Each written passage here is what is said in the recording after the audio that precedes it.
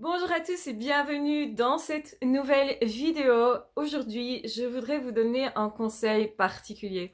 Un conseil plutôt en amour, un conseil justement par rapport à vos relations. Et ça pourrait même être en amitié en vrai. Donc ça veut dire quoi? Ça veut dire que je vois beaucoup de personnes qui me disent je pense avoir eu affaire à une personnalité évitante, une personne évitante, à quelqu'un qui m'évite quoi. Et je constate que finalement, quand on creuse un peu, ces personnes, elles sont juste en train de courir derrière une personne qui visiblement ne leur apporte pas vraiment d'attention. Une personne peut-être qui au départ a voulu s'engager et puis qui s'est désengagée. Donc peut-être une personne qui soit n'est pas disponible pour l'instant, soit n'est pas vraiment intéressée, ou soit s'est rendu compte que c'est pas une personne qui peut être amoureux de vous, ou c'est peut-être quelqu'un qui est même déjà engagé ailleurs. Et le truc, c'est que la souffrance de courir derrière quelqu'un indisponible, elle est énorme. Elle est énorme et je ne veux pas que vous ayez à vivre ça, tout simplement. Je pense que vous méritez vraiment quelqu'un qui est vraiment là. Que parfois, on fait ça parce qu'on croit que l'amour, c'est ça. Et l'erreur, finalement, c'est d'être dans cette croyance. Je pense que l'amour, c'est l'amour romantique qu'on voit dans les films. L'autre est indisponible, il m'échappe tout le temps, et puis je dois faire des efforts pour l'avoir. Ah! Ben oui, non, c'est pas ça l'amour en fait. Ça, c'est ce que nous montrent les films. N'oubliez pas que dans les films, il faut une intrigue, il faut justement une période où ça on est un peu triste comme ça, on se dit ah est-ce qu'ils vont terminer ensemble ou pas. C'est un petit peu le truc des films romantiques, c'est de nous faire croire que finalement on n'est pas sûr qu'ils vont être ensemble, c'est compliqué, il y a plein de choses qui rentrent en ligne de compte, il y a peut-être d'autres relations et que c'est normal en fait de vivre ça. Le problème, c'est pas tellement les films, parce que les films, ils essayent de nous tenir en haleine, ils essayent du coup aussi, de qu'on se questionne, hein. Ils essayent en fait d'avoir notre attention, sinon on continuerait pas de regarder le film et on n'irait pas non plus au cinéma pour acheter la place, hein. Donc finalement, eux, c'est leur job que de mettre en scène des choses et que ça soit pour nous faire ressentir des choses, des petits papillons dans le ventre, etc. En fait, la vraie vie, c'est pas ça. Au point qu'il y ait des personnes qui se disent si je ressens pas des petits papillons dans le ventre avec mon copain ou ma copine, c'est que c'est pas la bonne personne. Vous imaginez que ça peut être tragique que de penser comme ça.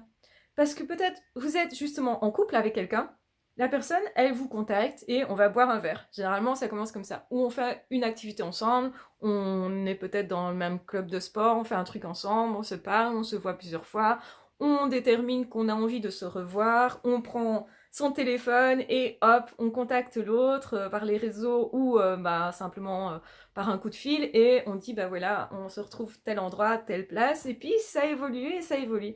Et il n'y a pas vraiment d'intrigue. Non, il n'y a pas tout d'un coup une rupture où la personne hésite de se mettre avec nous. Non, tout d'un coup la personne ne nous dit pas mais j'ai changé d'avis, en fait je t'aime pas du tout. Je sais pas moi, enfin il n'y a pas des trucs de fou qui se passent. Et il n'y a pas une petite musique avec des violonistes derrière qui jouent comme ça. Non, ça il n'y a pas dans la vraie vie. Ce que je veux dire par là, c'est que les films, les musiques et tout ça nous montrent surtout l'amour toxique ou l'amour malheureux, l'amour non réciproque, mais qui finalement le sera quand même en fin d'histoire. Et donc du coup, ça vous donne l'impression que si vous courez derrière quelqu'un, la personne un jour va être amoureuse de vous. Et ça, c'est généralement tragique. C'est tragique parce que vous perdez votre temps. C'est tragique parce que vous allez faire des efforts beaucoup pour une personne qui est peut-être manipulatrice. C'est parce que vous pensez qu'en faisant des efforts, ça va aller mieux et que vous pouvez donner plus ou utiliser d'autres stratégies et que comme vous n'êtes pas au bout de vos stratégies et de vos essais, vous continuez avec cette personne. Sauf que finalement, vous allez dire, ah c'est un évitant, donc c'est l'autre qui a un trouble. Voilà, c'est pas du désintérêt et je me fais toute une histoire dans ma tête avec ça. Et c'est vrai que l'amour finalement c'est aussi se faire une histoire dans sa tête, hein. C'est pas que ce qu'on vit là quoi, hein. Quand on a des sentiments, quelque part, on a aussi imaginé une série de choses qu'on allait vivre avec l'autre. On s'est projeté et on s'est dit, bah voilà, avec cette personne, je vais faire ça, ça, ça, et parfois c'est chouette parce que ça permet justement de surprendre l'autre, de l'emmener en voyage, un voyage qu'on a imaginé d'abord avant de le faire dans la vraie vie.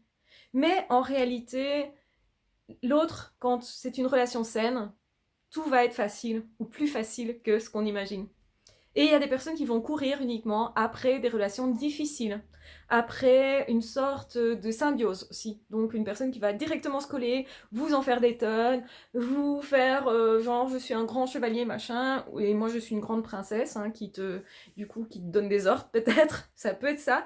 Et du coup, il y a beaucoup de personnes qui vont confondre l'amour véritable, qui n'a l'air de rien, mais qui est là, qui est présent, qui est stable, qui est vrai, qui est authentique parce que la personne, elle ne triche pas. Donc elle va pas nous surprendre parce qu'elle triche pas en fait, elle est vraiment là.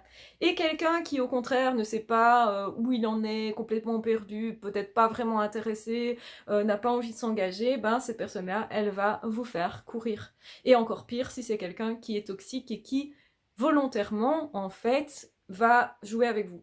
Ce que vous ressentez, c'est du stress. C'est pas de l'excitation, on dirait, sexuelle, romantique, etc. C'est plutôt du mal-être finalement. Et donc il est temps à un certain moment déjà de se dire combien de temps est-ce que je prends pour faire des efforts par rapport à cette personne. Je vais vous dire sincèrement, une relation, on va dire, saine, ne prend que 2-3 mois avant de se mettre en place. On va se parler d'abord, on va se voir quelques fois, et c'est vrai que très vite on saura ce que cette personne veut. Et c'est pas une personne qui fait genre ah mais je sais pas si je veux m'engager ou pas avec toi, je sais pas ce que je veux dans ma vie, etc. Ça c'est une personne qui n'est pas prête. Et il y a des personnes qui ne savent sincèrement pas. Et vous pouvez attendre, mais vous allez certainement attendre longtemps. Pourquoi, du coup, courez-vous derrière des personnes comme ça? Parce que j'ai trop de questions de personnes qui me disent je veux que tu nous donnes des techniques pour séduire cette personne-là. Mais pourquoi vous courez derrière quelqu'un qui vous évite? Qu'est-ce que ça dit de vous? Donc, qu'est-ce que vous croyez de l'amour, vous? Est-ce que vous pensez que une personne qui n'est jamais là, c'est une personne qui vous aime? Et que c'est ça l'amour? Et que c'est ça un couple? Et que c'est ça une vraie amitié aussi? Parce que soit dit en passant, l'amour et l'amitié peuvent se mélanger. Ça veut dire qu'une personne qui vous respecte, vous aurez l'impression que c'est votre ami aussi, que c'est votre confident, que c'est une personne qui fait attention à vos besoins. Quelqu'un qui nie vos besoins, qui n'en tient pas compte, mais soit c'est quelqu'un qui est pas ok avec ce que vous proposez. Et on peut dire non à votre proposition sans que ça soit vraiment non à vous, mais enfin, si cette personne elle n'a pas envie non plus, vous n'allez pas, vous, trouver des techniques de finalement quelque chose qui s'apparente à de la manipulation pour faire tomber l'autre amoureux alors qu'il n'est pas et qu'il n'a pas envie. Je veux dire qu'à un moment donné, il faut respecter aussi la liberté de l'autre et vous respectez vous surtout. C'est-à-dire qu'à force de courir, vous allez vous faire très très mal, perdre beaucoup d'énergie et beaucoup de temps potentiellement pour un truc qui ne va pas aboutir. Ça peut être une personne qui ne veut que quelque chose de sexuel. Ça peut être quelqu'un qui n'est pas prêt parce qu'il vient de rompre. Ça peut être quelqu'un qui est encore amoureux de quelqu'un d'autre. Ça peut être quelqu'un qui est déjà engagé ailleurs, mais comme justement il n'arrive pas à avoir ce qu'il veut, eh ben il va vous dire à vous, oui ok on peut se voir quand même quoi. Mais ce ne sera pas très engagé. Donc que recherchez-vous sincèrement? Je pense que c'est plus important et plus intéressant de se dire ok, je dois trouver quelqu'un qui veut s'engager comme moi et qui écoute ce que je veux. Qui est vraiment en train de me dire ce qu'il veut lui aussi, sans tricher. Et oui, c'est sûr, on n'a pas l'impression que c'est sur le fil du rasoir qu'on pourrait être ensemble, mais finalement qu'on l'est pas comme dans les films, là où tout, je vais dire, se disloque, où on sait que l'autre est amoureux, mais on triche, on ne montre pas, on fait semblant, etc. Mais le faire semblant, c'est pas la vraie vie. C'est pas quelque chose de mature. On nous montre dans les films quelque chose qui est immature, quelque chose qui peut même être toxique et être finalement dangereux pour nous. Parce qu'on va être accro. Accro à quoi? Aux rêves en fait. Aux rêves qu'on n'atteint jamais. Aux efforts qu'on fait, on va courir, on va avoir des shoots d'adrénaline et puis derrière, plus rien. On va sentir du chaud, du froid, du je suis là, je suis pas là. Et les personnes qui ne sont pas prêtes à s'engager vont vous faire vivre ça. Donc qu'est-ce que vous recherchez? La question c'est pas comment je dois faire pour que l'autre tombe amoureux et me tombe dans les bras. Même si c'est un soi-disant évitant, soi-disant quelqu'un qui manquerait de confiance en elle et qui va dire oui je veux bien mais non je sais pas, etc. Parce que peut-être la personne, simplement elle veut pas. Et qu'elle n'ose pas vous le dire. Et ce que je veux dire par là, c'est que ne perdez pas des mois, voire des années. Il y a des personnes qui restent en attente pendant des années parce qu'ils ne savent pas si oui ou non ça va fonctionner avec cette personne-là. Mais le problème, c'est que vous pourriez rencontrer quelqu'un qui vous correspondra peut-être mieux. Vous pourriez rencontrer quelqu'un qui soit prêt maintenant. Si la personne elle n'est pas prête, elle n'est pas prête. Je veux dire, à un moment donné, il faut qu'elle assume aussi. Même si potentiellement cette personne-là, elle veut pas assumer. Elle veut peut-être pas le dire, elle veut peut-être pas le parler, elle veut peut-être pas dire que finalement elle vous garde sous la main parce que pour l'instant c'est confortable, mais qu'en fait elle sait bien qu'elle peut pas s'engager plus loin avec vous. Mais comme cette personne a quand même un peu des câlins, un peu quelque chose avec vous, ben cette personne n'a pas envie de se priver de ça, alors qu'elle sait très bien que ben, c'est que pour du court terme, quoi. Que c'est pas pour du sérieux, autrement dit. Donc attention à ça, parce que vous êtes, quand vous faites ça, des fameux rêveurs.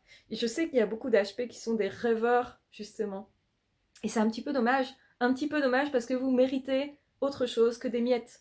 Vous méritez vraiment une présence. Vous méritez d'avoir quelque chose qui est finalement simple.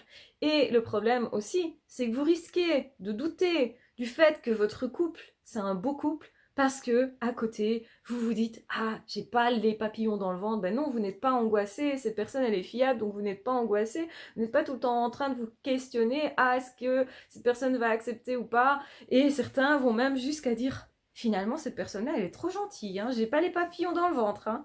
Mais c'est dingue quoi. Justement, retrouver la gentillesse en face de soi, c'est exceptionnel. C'est quelque chose de chouette. Avoir une relation qui est facile et simple, où on peut communiquer et on se comprend tout de suite, et ben en fait l'amour c'est ça aussi. Donc oui, c'est peut-être plus calme que ce que vous croyez, mais de toute façon, même si vous aviez eu un coup de foudre, ça n'aurait pas duré éternellement comme ça. L'amour véritable vient après, et l'amour véritable, c'est quelque chose plutôt de calme. C'est pas quelqu'un qui vous angoisse, c'est pas quelqu'un qui vous fait danser, qui vous fait tourner en bourrique. Ça, ce n'est pas forcément quelque chose de respectueux, et c'est pas non plus ah bah il y a sûrement un truc, c'est parce que la personne doit travailler sur elle. Ben non, juste elle veut pas, la personne elle veut pas. Donc c'est même pas que la personne elle a un problème, c'est juste qu'elle a décidé que c'était pas vous, c'est tout. Et je pense que c'est très dur parce qu'au niveau de l'ego, on a tous envie de plaire à l'autre. Mais je vais vous dire un truc.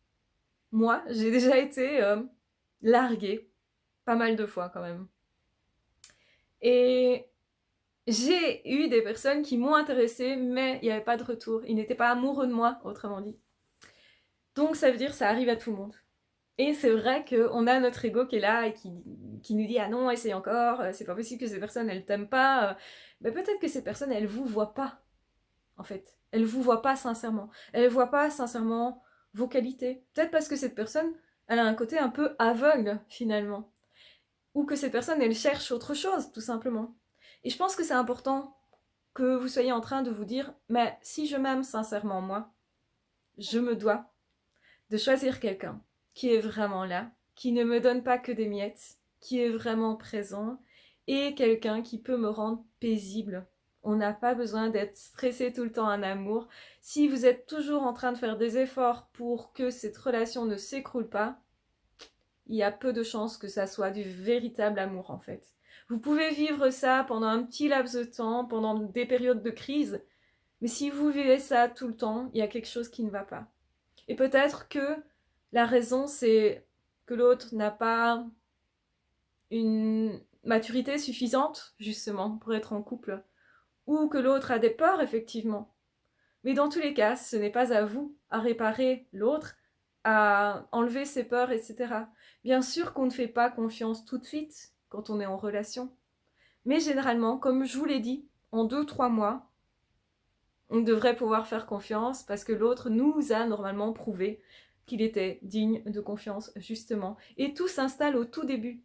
Donc en fait, si vous n'avez pas au tout début ce que vous méritez vraiment, il est probable que vous n'aurez pas non plus ensuite. Si quelqu'un ne vous traite pas bien au tout début, il est probable que plus tard, cette personne ne vous donne pas plus d'attention, ne vous traite pas mieux, en fait. Donc pensez à ça. Ne courez pas derrière des personnes qui ne sont pas disponibles, qui ne sont pas là, qui ne sont pas présents, qui n'ont pas envie d'être avec vous.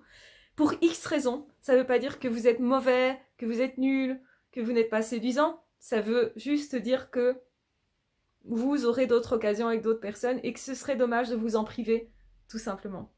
Prenez une personne qui vous estime telle que vous vous estimez vous-même.